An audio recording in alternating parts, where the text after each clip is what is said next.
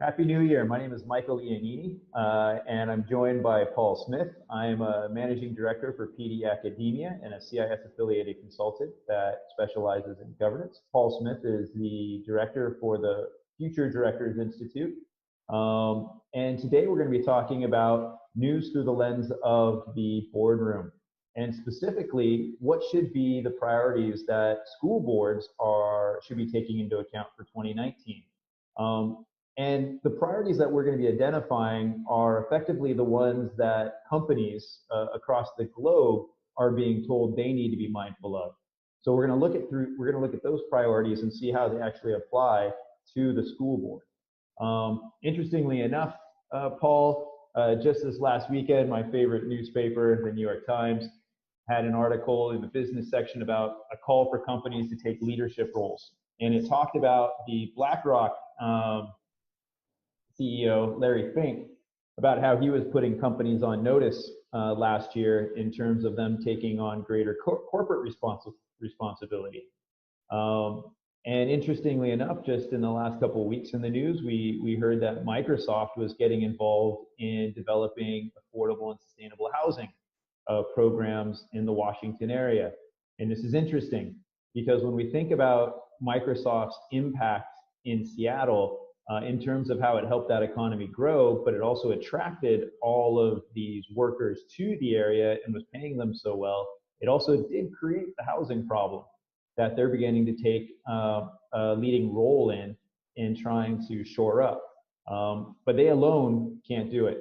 So, when I reflect on what companies need to be more involved in 2019 because of where government is becoming less involved, and I don't want to get into make this a polarized discussion or newscast, but government is pulling back in many areas. And where we are in Hong Kong, government isn't, they do a very good job in many ways by not getting too involved, but they also have great social services here.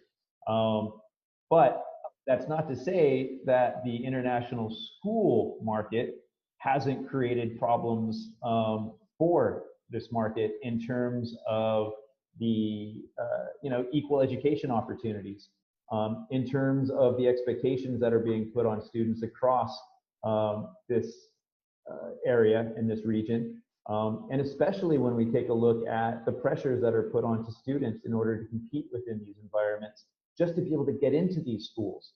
These are schools that, some of which are very lucky to have long waiting lists, and they're charging a lot of money.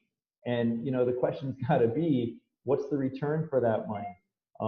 And this brings me to 2 points. All right, number one, what impact are independent schools having on in their local community, and how are they addressing it?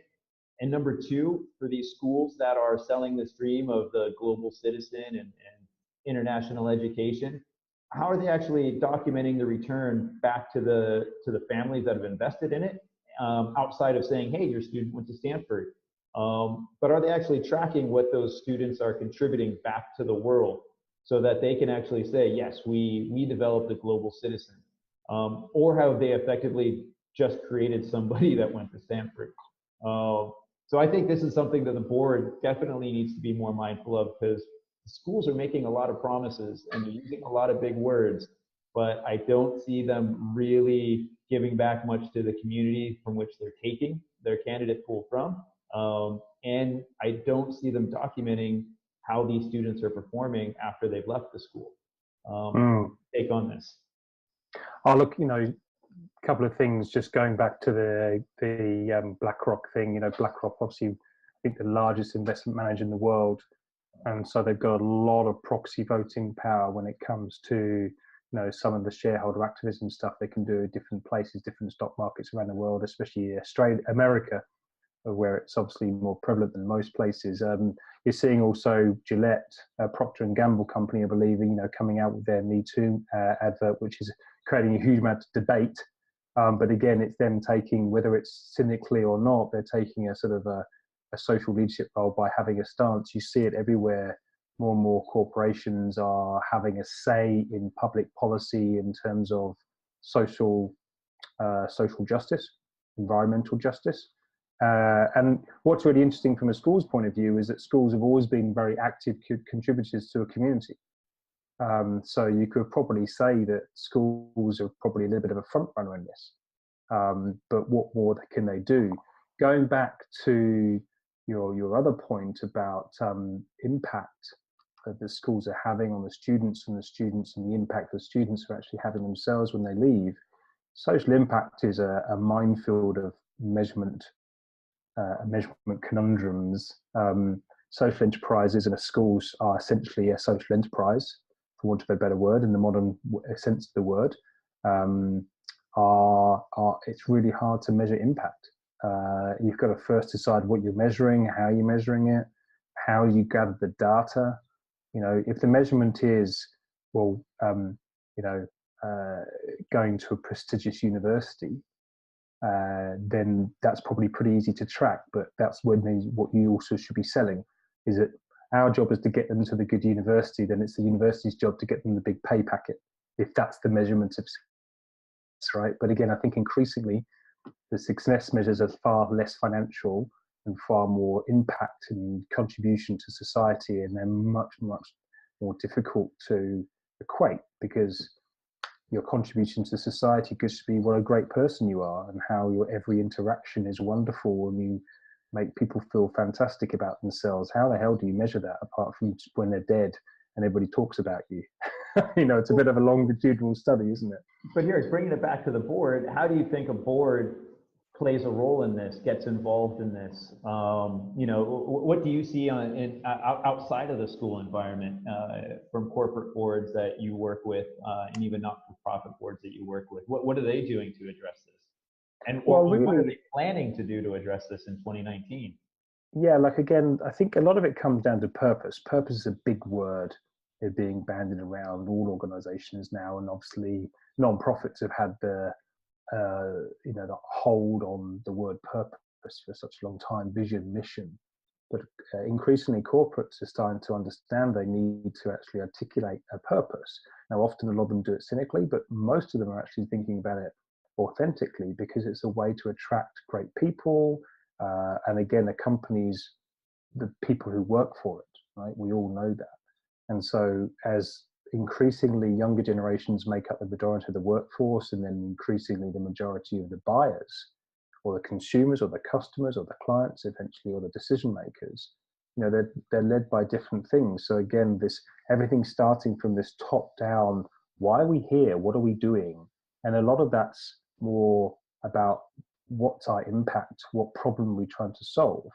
So any board really needs to be understanding the purpose of its organization and the purpose of the board in delivering and holding towards that vision, that purpose. That's the beginning of everything. That's actually how to future-proof your organization, is to really have a purpose. We've talked about in the past about the board's role is about sort of long-term viability and sustainability, but above that is the purpose of the organization. So again, if the school's purpose is to, create global citizens, that's great. And so they're then creating strategies and policies and frameworks and education material and plans that support that. And that's why if you don't have a purpose or a plan, it's very hard to know which direction to go in. And I think corporations are finding that. So it's a multiple pronged sort of solution. I'm not saying it's easy, just plucking a purpose in the air, especially for, say, a tobacco company. Yeah, well, I mean, it's interesting because, in next week, we're going to be doing a webinar about board health checks. And that's an opportune time to check in to say, hey, how are we measuring our ability to achieve our purpose? And it's a great opportunity to restate it. We come back to this whole idea of purpose, and I think about how schools are going to be affected in the short term. Is let's look at the global trade war, or this potential trade war, especially in Asia, and how that affects school communities that might be reliant on expats, or in terms of geopolitical issues that affect the school's relationships to local governments. Because these are schools that are selling a different curriculum and message to than what the local governments are selling, conveying, Yeah, I think people know what you mean. So, how are these schools managing their political relationships, and are they looking in the short term about how to weather potential problems they might have? Because 2008 presented a problem that schools weren't ready for, and then it took them a few years to adjust. Some never really even quite recovered. I'm looking at one of my other favorite places to go to for governance news, and it's Forbes magazine. On their top 10 list for 2019, they're looking at, the role of progressive politics in corporate governance. And that's something in mainland China that schools have to respond to every year. Somebody was just making a really good argument to me over the weekend. I went on a long hike. One of my good buddies was saying, Mike, you got to, even though you're in a fairly protected industry, education is fairly consistent through good and bad times. You have to take into account geopolitically what's going on between China and the U.S., Canada. This person was Canadian, so he was particularly concerned about how Canadians might get targeted in this current row because of the Huawei CEO getting held. Governors that run in these circles generally tend to come from very powerful positions too. So let's look at it in one respect. Yep. How protected are your governors in terms of these geopolitical situations? What influence do they have? Number two, let's look at the influence that China has increasingly over Hong Kong. I don't want to get into the argument of politically what that does, but they are going to be influencing the relationship schools have with the government. So again, how prepared are you to weather everything? If you're in Hong Kong, how prepared are you to weather everything the schools in China have had to do over the last 10 years as China's tried to get deeper involved into the schools there? Yeah, and geography aside, Michael, like again, all these points that are being picked up and the stuff that, boards are putting together, it's, the thing that schools can do, you went back to that 2008 example when they got hit, it's about identifying risks.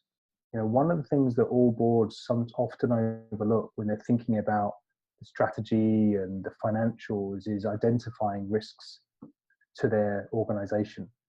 We constantly hear old school things like SWOT and pest analysis. Essentially you're identifying risks, and it's there's a simple technique called the risk register where you identify risks: intrinsic, extrinsic, things out of your control, things in your control, key person risk, whatever it happens to be, and you then assign probability to them and magnitudes of impact to them. And essentially high probability, high impact ones are your go-to ones to create policies and procedures around this. So all the examples you're coming up, and again, Brexit's going to be another example of, what's going to happen to international schools and the transfer and the student body and all that sort of side of things. Plus there's also cultural issues. Again, with China and Western schools in China, my most recent podcast guest, Dr. Fern Evitt, it's not released yet, but we literally recorded it yesterday. She was talking about how they've taken the trolley test. Do you know the trolley test where you have a decision to make? Imagine we were talking about San Francisco beforehand, before we recorded. Imagine one of those old trolley cars in San Francisco shooting down the hill. It's completely out of control. You've only got a lever to turn it one way or the other. One way is a group of elderly people, one way, and the other way is a group of children, and there's no choice. There's no second choice. You have to sacrifice one for the other. So they start doing this whole testing with automated vehicles, because obviously that's the big thing coming up. Fern's a futurist. And they've done this analysis using a trolley test all around the world. And the biggest, starkest difference was between, the West and the East. Yeah. In the West, I'm using my air quotes as a stereotype, in the stereotypical West, they would take out the elderly because it's all about the next generation. Yeah. In the East, so Japan, China, they would take out the children because it's all about reverence to the elders. Yeah. So, you know, Wow. the children can be replaced. So you think about just that simple cultural difference, what that could mean as the sort of the cultural influence in China, and also as we become more globalized, and what that impact on schools is. Like when we started talking about stuff, my mind started blowing, you know, because you know, I'm involved in a board which is rebranding an entire organization across like 30 countries, including, you know, pretty much every continent. And the cultural challenges to that are amazing. So anyway, that was me going all over the place. But again, it's a minefield for schools. And I think what schools are facing, what any organization is facing in 2019 is just increased complexity. Yep. There's just so many different angles. And with that complexity, one of the big things they're having to face is increased transparency. No longer do boards operate in the shadows. You know, they have to learn how to communicate relatively consistently and constantly with their stakeholders, and the stakeholders are watching more and more closely, and they have access. So now, you know, just summing up what we've been looking at, some of the key themes I would say is, for a board, you know, how are you measuring your relationship to your local community? What are you doing for them? Because that, you know, that is really your home. Are you just walled up and sending your kids out on, you know, these experiential learning trips to other countries, or are you actually doing something within the country where you're based? We're looking at the potential for politics to play into how schools govern, and you know, what their future, what lies within their future, based on the geopolitical issues that are facing us. We talked about additional areas of, well, in terms of what you were just keying in on, future proofing based on the side of risk mitigation. You know, what sort of risks are coming forward.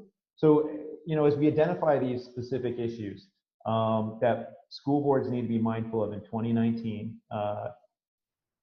what would be one thing you say they could do? You know, what would be your sales pitch? What would be your elevator pitch to say, you know what, school boards need to have X, or need to begin doing Y?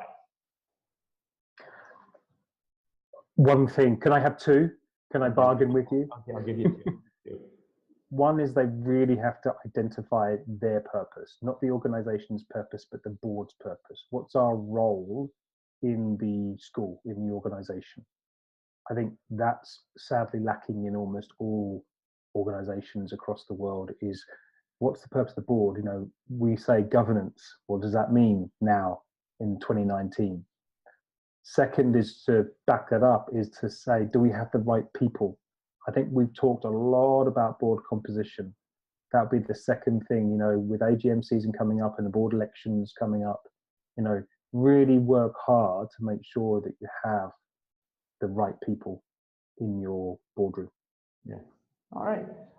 Again, you know, I'd go structural. I would say, do you have a committee that, you know, it could be a governance committee, it could be a risk mitigation committee, it could be a task force that says, that's, you know, every 3 years or 5 years as you do your strategy, I recommend having a task force that is in place that takes into account feedback from the community and future proofs the school. And that's what the strategy should do, prepare you for the future, based on what you see today and what people are talking about for tomorrow.